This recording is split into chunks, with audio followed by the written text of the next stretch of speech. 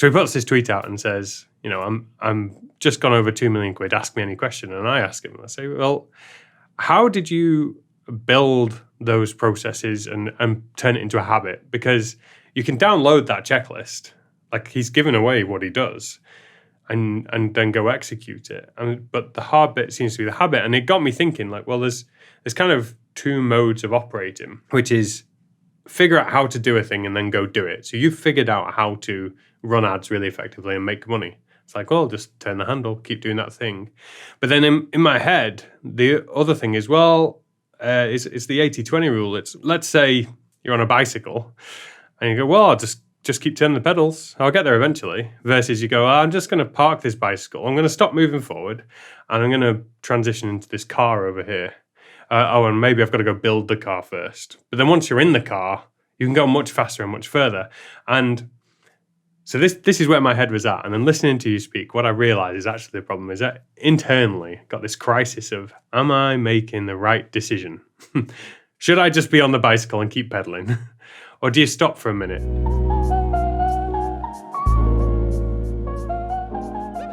I feel like this episode is going to be fun because we've got a few topics to chat about and it might meander and kind of go all around the place. But just sort of kicking off with goals and resolutions is quite an interesting one, actually. And I was telling you, like, offline last week that I've decided to invest in getting help in my business from a proper grown-up. A proper grown-up? Like in the sort of a style of a non-exec director. Is that an age thing or is that an experience thing? An experience thing, without saying too much, but like I have really ambitious goals this year, talking about the goals, and I can commit to them, sure, but the reality is, like, habit and time available often means that they do slide down the priority checklist sometimes. And it's amazing what having someone checking in with you can do, but it has to be the right type of person checking in with me, because I do have a problem with authority. I was going to say, you must respect this person. Yeah, for sure. Because if it was a peer who hadn't achieved the things that they'd achieved, my brain would be already finding ways to push against the advice that they've been giving me. That's probably why I haven't worked.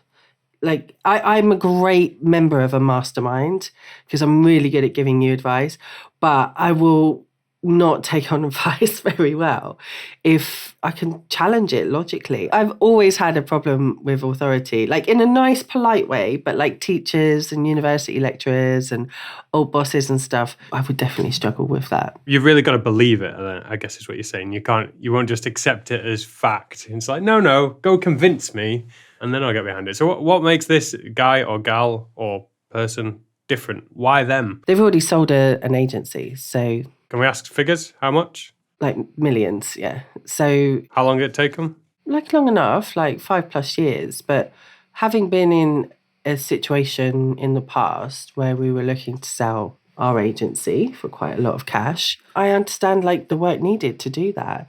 And I respect deeply like people who've kind of gone through that process. They just know stuff that the rest of us don't know.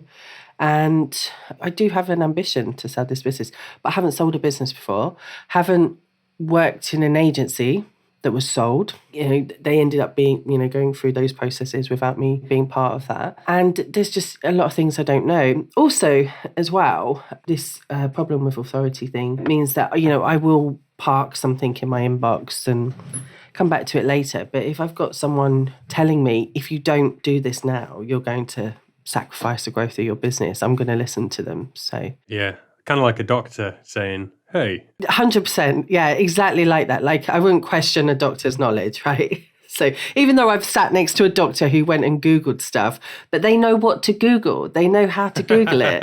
Yeah, they can navigate the map. It's bizarre, isn't it? This cognitive bias, this hang-up we have. Well, like you said, you're a great member of a mastermind.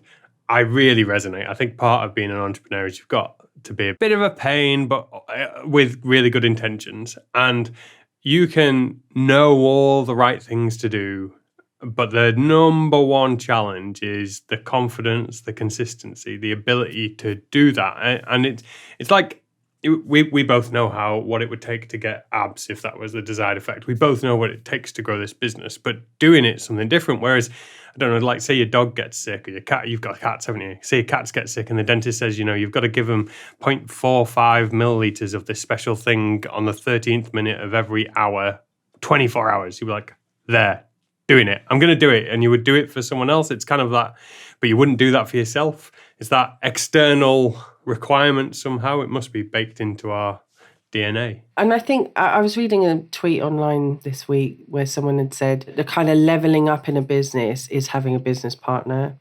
Like you make it much harder when you do it on your own. And I sort of read that a little bit sad, like, oh well, never mind. Like, because I do have like other directors, but I'm judge, jury, executioner in mine. I'm majority shareholder. I don't have people holding me to like account on a lot of decisions. They're looking at me to make those decisions. I think it really depends, because I've heard people say the opposite, like, I just wish I'd done it all on my own. Well, I've heard that too. So, can we ask then, have you had your kickoff with this guy or girl or person? Yes. And have you set some goals? What do you mind sharing what the goals are and timeframes, revenue? Yeah, so it's just all about like client acquisition, really. So it's kind of scaling that up and trying to get to like triple client figures by the end of the year, which is really possible. Doing that comes with other levels of thinking that you need to go through. It's all very well, I think, if you were selling like a digital product or software and you wanted to triple your output, because there's no physical requirement to make more products, right? In a service business, we have hours associated with the deliverables, even though we've tried to kind of productize what we offer as much as possible. But we're going to have to think about how to kind of scale that up. Scale the team, is that what you're saying? The labor. Yeah, and bring in the right, the right amount of people. So, my brain is at the moment all about, okay, finding great remote workers, because we're a remote team. Where do I find them? How can I get great experience? Is it going to be in the UK? Is it going to be overseas? Who do I need to do that as well? And it's kind of like ripping apart the plan that I had a year ago and rethinking it now. What's different? What's changed? Well, I thought we were going to have individual ad managers in the agency, all looking after a set number of accounts. And they were kind of like all like separate units, and they'd maybe have like 4 or 5 accounts associated with each of them. But actually, I think the model that, would work better for what we're doing, because we're selling a lower cost, more productized service. You don't need a strategist quite a lot of the time. You don't need someone looking in on the ads every single day. And instead, what you need is really good customer service people. You need a strategist maybe twice a month, and you need maybe a way to automate the reporting so that a person doesn't have to do it and deliver it that way. So it's a real different mindset shift. Yeah, I'm excited to see how we can achieve it. I mean, all the conversations we've been having right throughout this podcast come into play here. It's like, right, how can I automate as much as possible without it being hands off and seeming like non-human and cold? How do we deliver cutting edge strategy but in a small boxed neat package? How do we get the best out of the team working for us as well? Like, that's a big challenge. Like, we're on Slack, how do we create a community? How do we create a kind of culture from that? All the things I've kind of busted out into goals to kind of help achieve that. Because if we can get like the people interacting with the systems part correct, we can easily triple our kind of client revenue at the end of the year. Because for us, like, we're a lead generation company, right? We help people generate leads. So finding leads to kind of come into the top of the funnel isn't the pain point. The pain point, I think, is going to be how do we deliver like this service seamlessly with the right people. That's fascinating. So what's a good outcome then? What's a win? Is it a year, 2 years, 3 years, an exit? Is that what you're looking for? Yeah, I'd love to exit like in a few years. That would be really good. That would be a real challenge. And what do agencies sell for? 3 times revenue, 4 times revenue? Yeah, it really depends on the agency and the offering. 10 years ago, if you were a digital web design agency, you were hot stuff, right? Or an SEO agency 15 years ago, or a TikTok agency 3 years ago, So it really depends on what you're offering and the kind of temperature at the time and how you can augment like the bigger business that's buying you. And, in the case of, say, like Social Chain, Stephen Bartlett's agency, like what they were offering was just essentially a bunch of Facebook pages and Twitter accounts, right? And they'd managed to like coordinate managers of all of those to kind of put out their their sponsored tweets and stuff. Yeah. Their thunderclap. Yeah, that's right. Yeah, that's correct. I believe that's what they used to call it when everyone used to tweet or put a message out at the same time, and then it would play the Twitter algorithm and allow something to get trending really quickly. Yeah. I mean, we used to see brands take advantage of that all the time at Brandwatch. It's a clever little thing. But when he sold that agency, they sold the brand, really. Definitely they sold the brand. And not a lot of agencies have that, They have a great client connection, or they have a really good product, or they're in a particular niche that, everyone wants to be part of at the moment. So, going down the product route for what we're doing, I think is the way forward. I think we also have a cool brand as well. But who knows? I love your logo, although I always say it wrong. So it's Social Media Ads Squad? The Social Ads Squad. So, see, I always put Social Media Ads Squad. Right. Do you know what? A lot of people missay it. Like, we get introduced on calls as the Social Squad or the Social Media Management Squad. It doesn't matter to me, because as long as people associate us with social media and ads, I don't really care.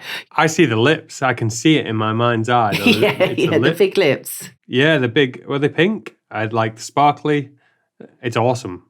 I look at it and I'm like, that's pretty badass. Yeah. I like that. And it is a bit shit-heady as well, isn't it? Well, everyone who goes to the website, I had a call the other day, they were like, oh, I like the website. I worked on that with a branding specialist, G. Sabini, who's really good. Oh, yeah. And we smashed out the branding in like an afternoon. It went very well, and they managed to just pull the ideas for that branding out of my brain, and we just wanted something that stood out and it was memorable, and that's kind of what we want, which is why a lot of agencies, by the way, Sam, call themselves funky names. Agencies, like we were called Nitro because it was like, fast moving. Nitro, yeah, explosion. I think you can find a silly agency name generator. There must be one online still. I used to do a bit of agency work, and I had Long Tail Media. It was SEO, and and our little logo was a kangaroo, long tail. Right, so there's an agency name generator. I found one. There's always one online. There has been for many years. Should we put words in like optimization? Because that's what we're all about, optimization. And let's generate an agency name. What do you think it's come up with here? It won't do an alliteration. It's going to be something bad. Optimization is a tough word to use. Go on. These are rubbish. Yeah, optimization brute. Brute, okay. Optimization shift. Seamsy, optimization yogi, simp optimization. I mean, I don't know. Like, there's just so many ways that you can name an agency. You just have to put a Z in rather than an S. It's like naming a band in many ways, isn't it? Or pick a random object, like call your agency Beetroot, or yes. or Stylo, or I don't know, something like that. But yeah, I think for us, getting the branding right from the first step, which is so anti-intuitive for me, because I'm all about let's get up and running and then optimize as we go along. But I wanted to stand out from the beginning, so I invested in that from day one, and it served us very well, actually. I want to ask you, you've made 2 big decisions here that seem to be pivotal. So aside from turning up and being brilliant every single day, you decided that branding was really important. I want to know why. And then you've decided that this non-exec is essential to achieving your goals. How have you made those 2 decisions? It's just experience, really. But what experience? When did you not do that? Of working in the agency world. I've been working in the agency world since 2007. I've been working with agencies in that time as well. So I've not just worked in agencies, I've been outwardly facing, and agencies have been my clients. I mean, at Brandwatch, I had a stable of 300 agency clients, network and independent. I have seen how the agency model works, internally, externally, the pain points, who they're working with. And what's this non-exec going to do then? So you're meeting once a month, twice a month? How often? The experience that I have just gives me enough knowledge to know that agencies don't last a long time as well. You're only as good as your last client. And it's really tough doing this on your own. And I've worked in several agencies where I saw them invest in non-execs. So is the non-exec going to help you with decision making? Is that what it comes down to? Decision making, accountability. You executed on the decisions that you made as well as making those decisions. I think part of optimizing this business for me, right, is for the first time in 18 months is knowing how to ask for help from the right people. I know I need help, but the cries for help, if you like, that I've asked for haven't necessarily been met because the people with the wrong experience have been answering, or they've not had enough experience. And so I have found someone who has got the experience, has got the knowledge, also hasn't got a problem with pushing me along and pushing back on the things that I have to say as well, and kind of challenging my thinking. And it's those combination of things, I think. I've worked with people from an advisory point of view who I've said, I'm going to do this. And they go, oh, great, sounds great. I do want to be challenged. I find actually I'm better when I've got that pit of despair in my stomach driving me forward.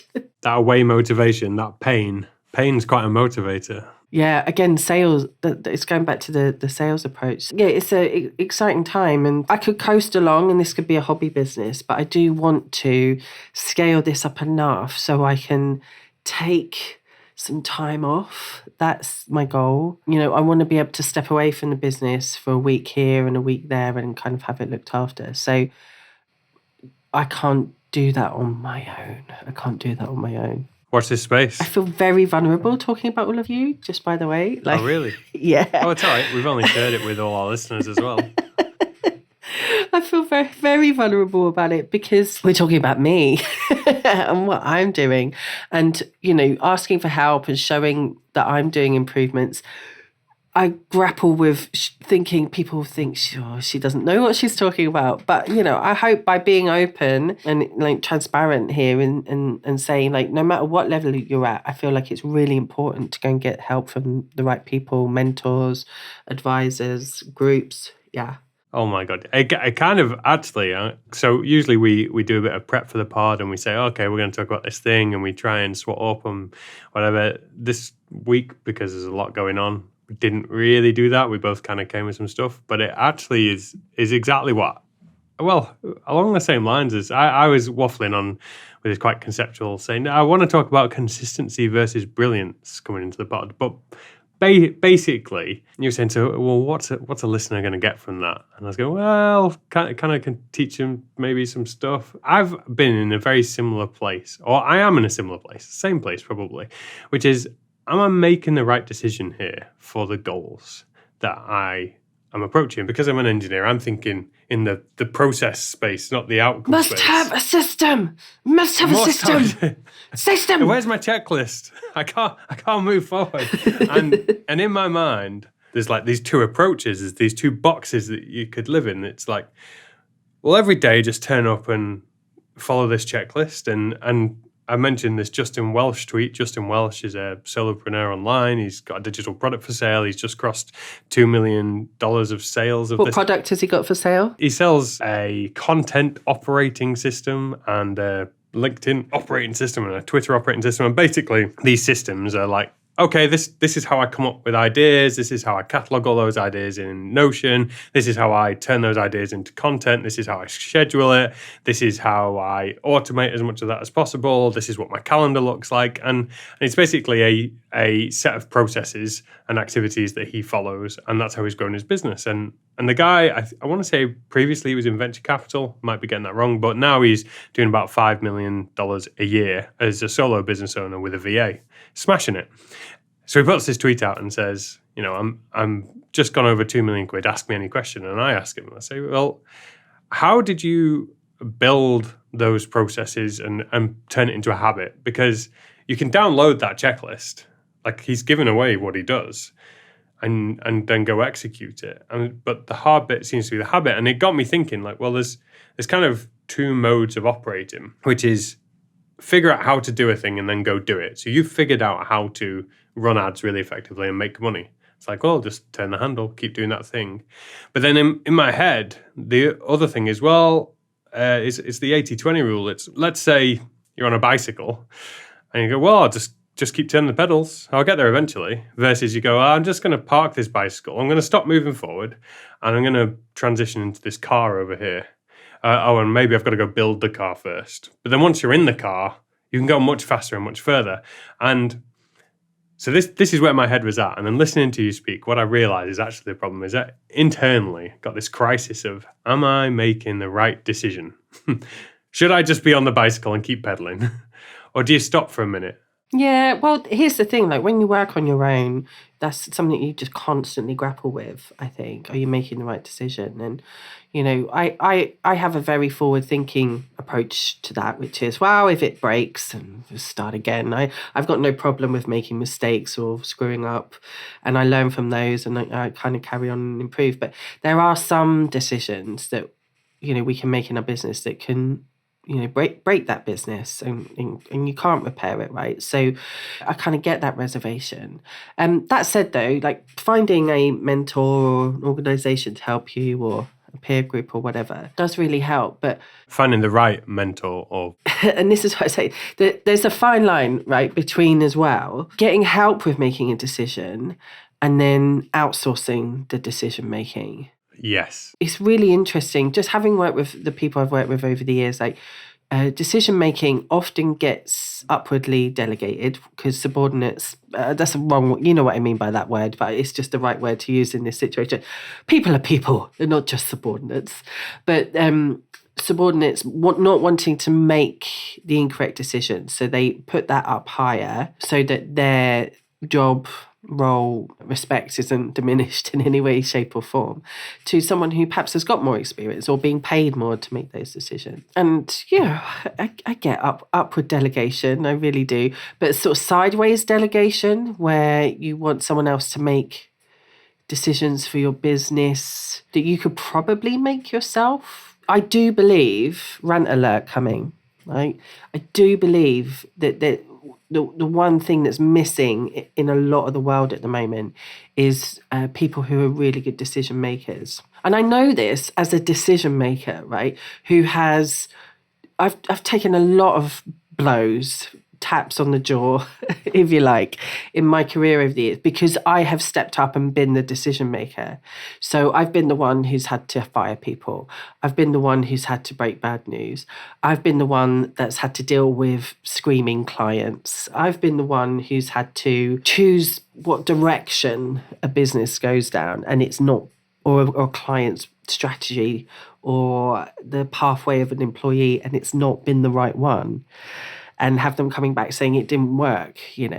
I've had those gaps in my knowledge, like, blown wide open to people, and it's vulnerable. It's not a great place. And I think I've managed to get through it because I've always just been forward thinking. Like, well, we made a mistake.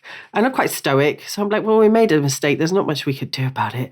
Let's try and move forward and kind of get on with it. To the point where if a client needs a refund, let's give them a refund. Okay, if we need to downsize, we need to downsize. But I think there's a lot of people who don't have the moxie to make those types of decisions. It's like music to my ears, this. I think this is why we get on, because this is part of being a shithead, part of being an entrepreneur, is being willing to take risks. So Felix Dennis, the media mogul, rest in peace, in his book, How to Get Rich, he has this line, which is, people take great pleasure in pointing out that if something doesn't work out, it will go wrong.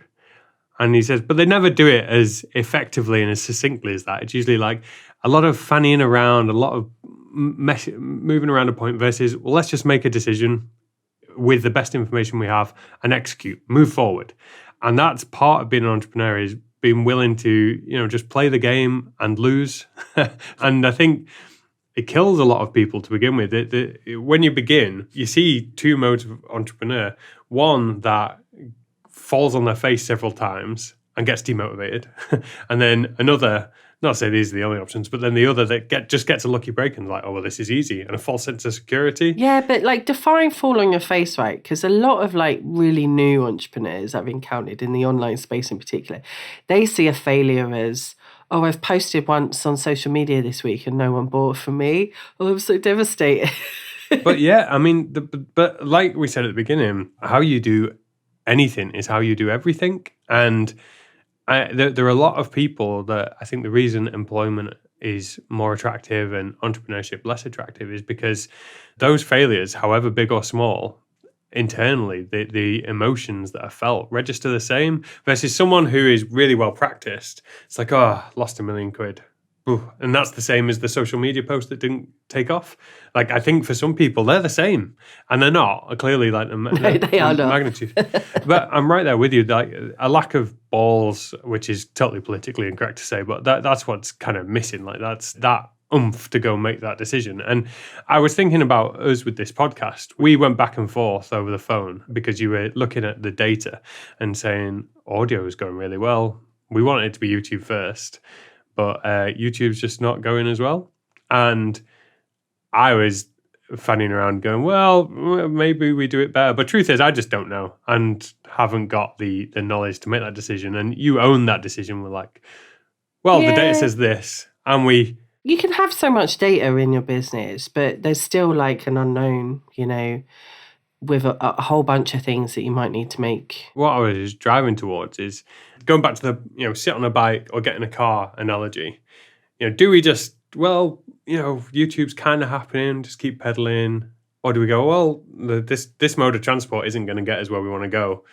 Let's switch over here, which seems to be working, and test that out. We still might go the wrong direction. We might take a wrong turn and just go the wrong way a lot faster. But that ability to make decisions, we could have just gone, no, we'll just be consistent. We'll just keep grinding it out, and maybe we would get there. The case of this podcast, I think it's a good analogy for business in general, right? Is, we've been doing this podcast, I think we're moving into month 6 since we started like doing this together, right? Wow. Awesome. Yeah. We've outputted, I think, 20 to 25 episodes so far. And the aim of doing this, our kind of North Star, was to, build up our standing in our community and, see if it can create some level of business for us both as well, and just sort of have some fun, right? And, improve our own knowledge, or improve our own businesses as we're doing it.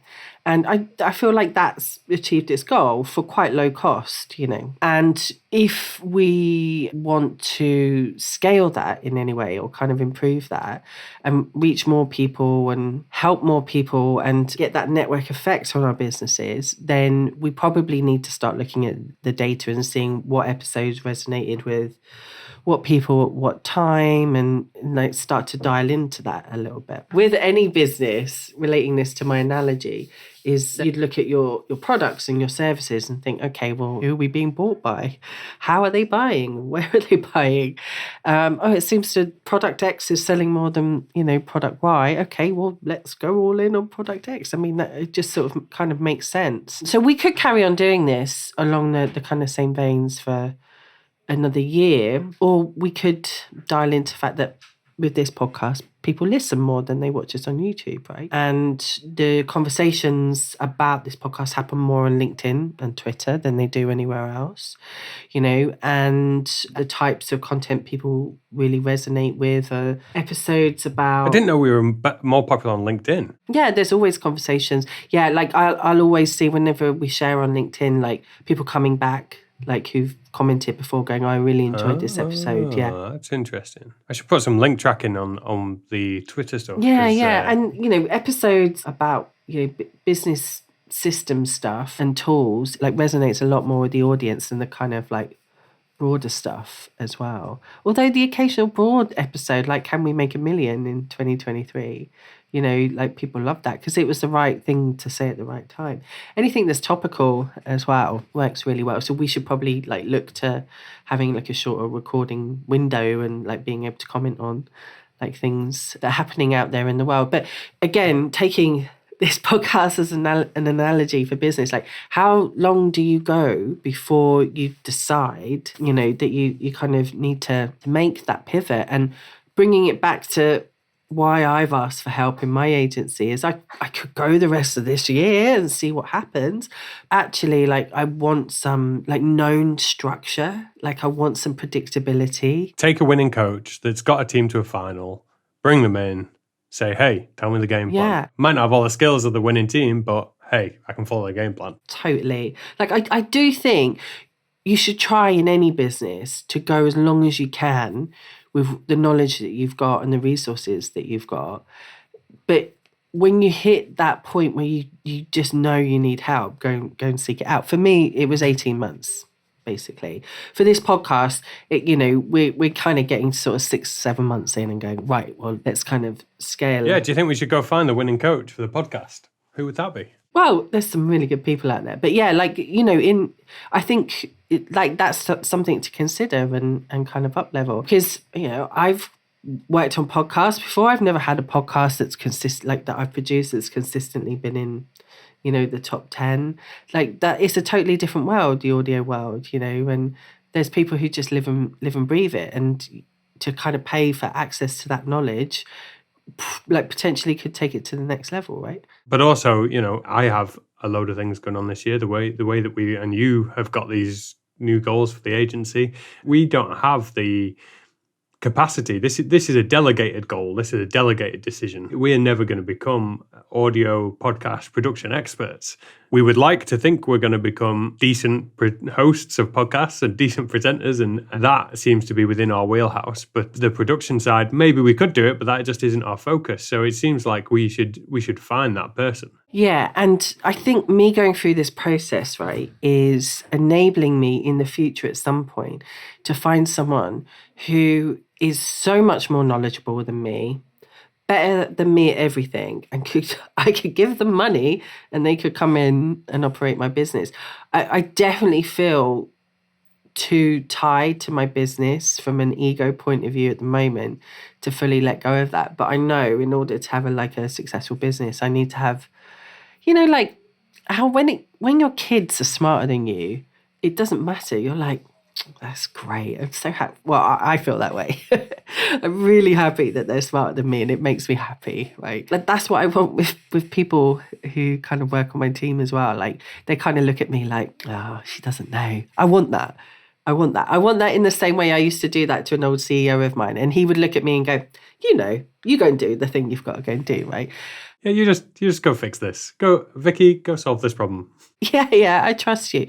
So that's kind of like what the process that kind of I'm going through, and yeah, highly recommend putting on your big girl, boy, or pants, really, and not just paying someone who or finding a mentor or whatever it takes, getting in a group or whatever, who says that they can help you, but they've actually done it. Like they've actually gone through the lived experience of doing that. I think is like really key if you're looking to kind of scale up. Just to very quickly analyze that, it sounds like if you could buy yourself in 5 years' time with all the experience and knowledge you'll have, would you do that? And the answer is yes. It's like, well, you can. It just won't be you. It'll be someone else, and it'll be now because they started 10 years ago, and you'll get a fantastic ROI. We should definitely do that for the pod. Yeah, that's interesting.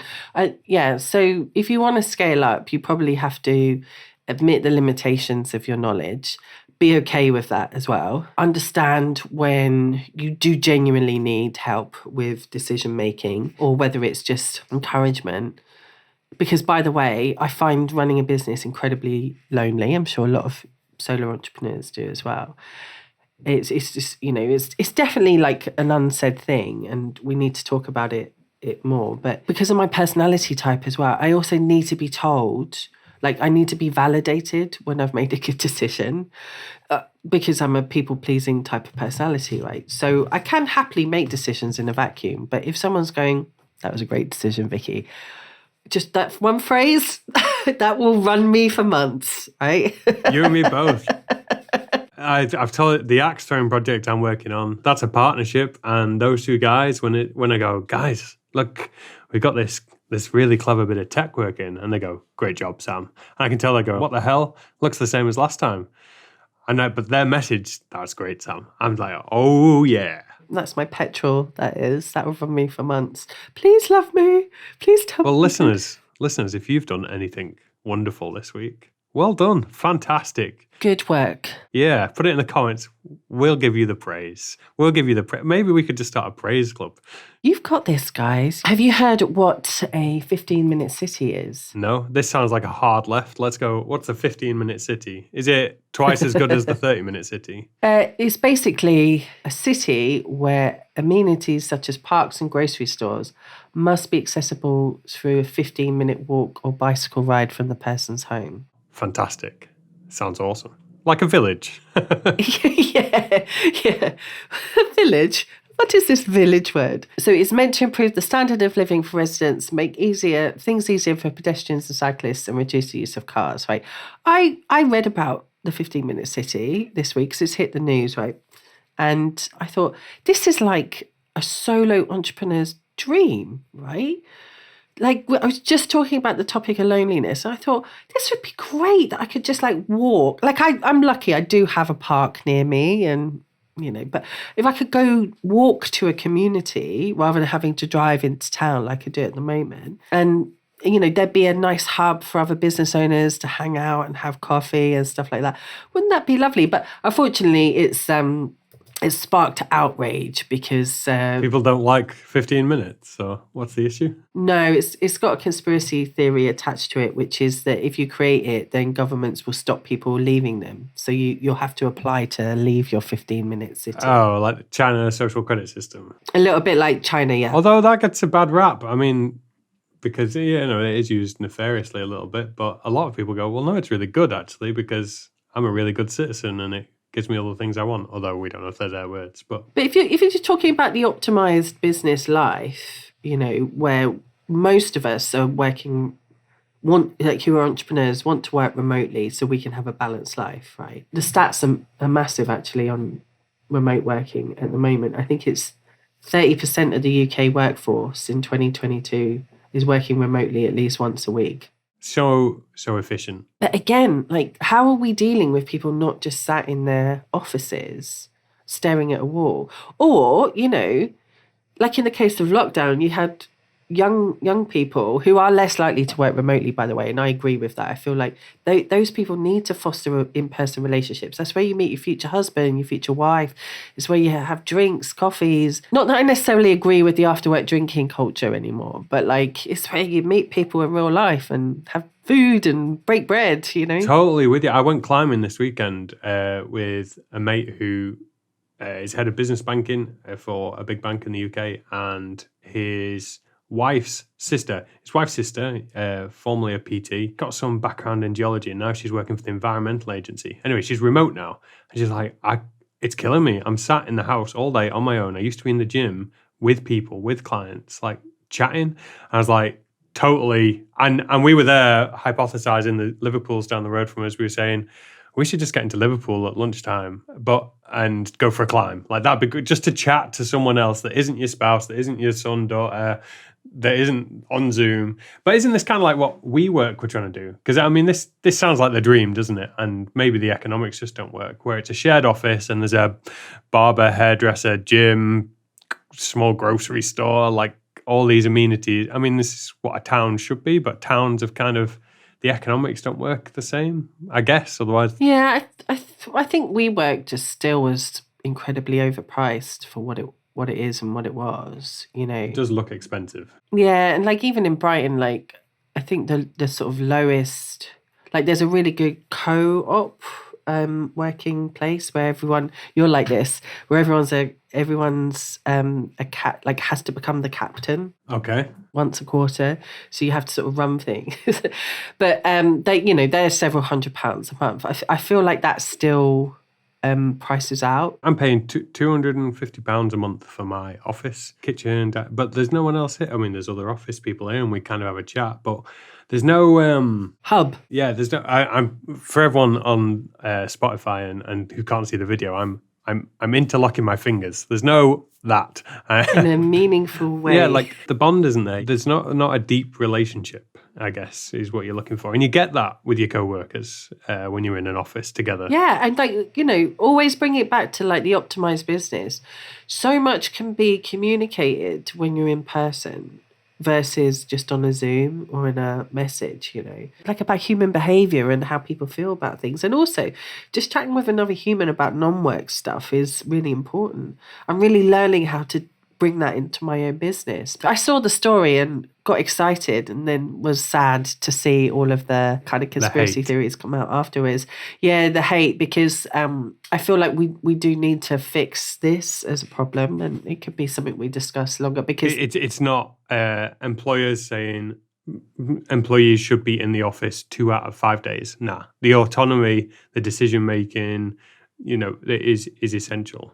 Is really, really important. Do you know what a one wheel is? No, what's a one wheel? It's basically an electric skateboard. I think if you're under 30, you're probably allowed one. I'm not. And my wife says that I'll be a child if I buy one. Is it like a unicycle one or something like that? It's more like a skateboard with it is a skateboard with a go-kart tire in the middle. So like a snowboard. Anyway, I want one of these to try and build the experience you're talking about, which is I'm near a town and there's coffee shops there and there's bookshops there and there's a library and all these things that people used to use all the time. And I just think, yeah, bring it within 10, 15 minutes and the enhancement to life. It's the connection with people, isn't it? Making that connection. And that's the thing I think that's potentially missing, is a hub, a coffee shop, a place for discussion, people doing lunch and learns, because you can go to a co-working space and everyone can have their headphones on and no one talks to each other, and I think the good co-working spaces that I've been to in Brighton create community meetups, and they have coffee mornings and things like that. And I think as a entrepreneur sat on my own in my office at home, I've got a window at least, Sam. I've got a window to look out so I can see if the sun's shining or not. It's trickier for me to go into co-working in town because parking is so expensive. You're spending 20 quid for the whole day. So add that on top of the co-working. It's just the cost is a bit negligible at the moment. And actually, really, the reality is what I want to go to a couple of lunchtime meetups every week and talk to other business owners without them pitching me, Do you know who Late Checkout is? Greg Eisenberg? No, who are they? Oh, okay. Well, I won't do a deep dive now, but Late Checkout create products that communities love. So Fortnite, TikTok, Shopify, Dropbox, all their clients. They're an agency. They do a lot in Web3 and other clever techie stuff.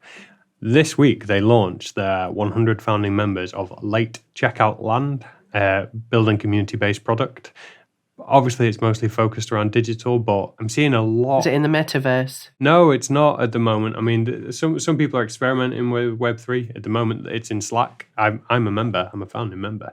But this is to say, market signal, communities, seeing a lot of noise around that at the minute. A lot of noise. Yeah, same. And, the fact that big tech over the past week, Facebook and Meta in particular, have kind of punted out broadcast channels in Instagram and Facebook in their messenger apps, and WhatsApp kind of have that already with their community. These are closed off, tight knit communities led by one or two people, but that still doesn't replace having a coffee with someone though. Now, looking someone in the eyes. Yeah, and the improvement to health, well-being, just mental stability. Yeah, mental stability, the optimization of a person, not just a business, is something that sort of needs to be considered here. But yeah, let's see what happens with 15-minute cities. Yeah, I'm into that. I'd move. Or even just to make my current town, most things are within 15 minutes. Just optimize it for walking, cycling, and Okay, well, one house at a time. Get your house out the way, your house exchange out the way tomorrow. and I buy another And one.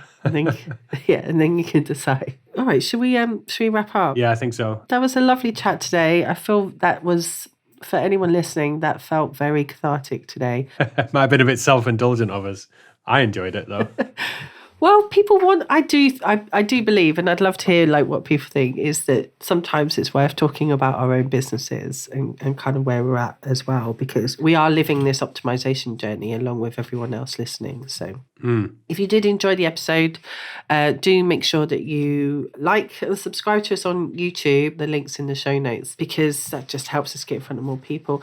And we're also Spotify first podcasters now in the audio realm, so do come and follow us over on Spotify, and if you're that way inclined, feel free to leave us a review on iTunes. Both Sam and I have said that if you do leave us a review, screenshot that and then come and DM us. We'll give you some free advice. What do you want help with? I've got ads advice and Sam's got process tech stuff about cool stuff compared to me. Processing system, I say cool stuff. It's the same stuff, just the application of it's interesting. No, you are our favourite people if you made it this far, and we would genuinely love to hear from you. Thanks for making it to the end of the episode. This, our offer of free help is only for people that make it all the way to the end. And come and follow me on Twitter. Hey, Vicki Jakes. I had my best ever tweet this week ratioing someone else about the Domino pizza tracker. So if you follow me, you'll be following